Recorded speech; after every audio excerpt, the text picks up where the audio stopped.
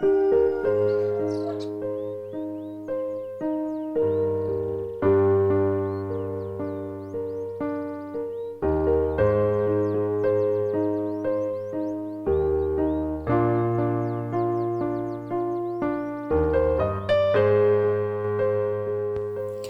be like Jesus, obey nature's law to enjoy health.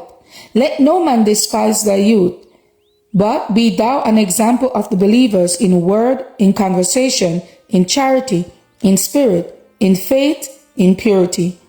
1 Timothy 4 and verse 12. There is not one in 1,000, married or unmarried, who realize the importance of purity of habits in persevering cleanness of the body and purity of thought. Sickness and disease is the sure consequence of disobedience to the nature's law and neglect of the laws of life and health. It is the house in which we live that we need to preserve, that it may do honor to God, who has redeemed us. We need to know how to preserve the living machinery, that our soul, body, and spirit may be consecrated to His service.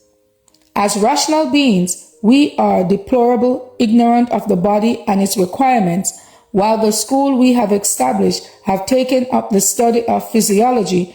They have not taken hold of the matter with that decided energy which they should. They have not practiced intelligently that which they have received in knowledge, and they do not realize that unless it is practiced, the body will decay. Notwithstanding all the light shining forth from the scriptures on this subject, notwithstanding the lessons given in the history of Daniel, Shadrach, Meshach, and Abednego, notwithstanding the result of the plain healthful diet, there is little regard for the lessons penned by those inspired of God.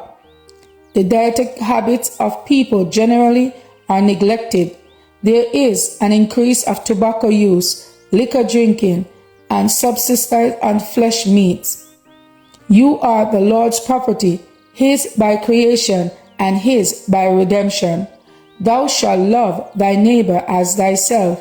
The law of self-respect for the property of the Lord is here brought to view, and this will lead to respect for the obligation which every human being is under to preserve the living machinery that is so fearfully and wonderfully made. This living machinery is to be understood. Every part of its wonderful mechanism is to be carefully studied. Self-preservation is to be practiced. Transgression of the physical law is the transgression of God's law. Our Creator is Jesus Christ. He is the author of our being. He has created the human structure.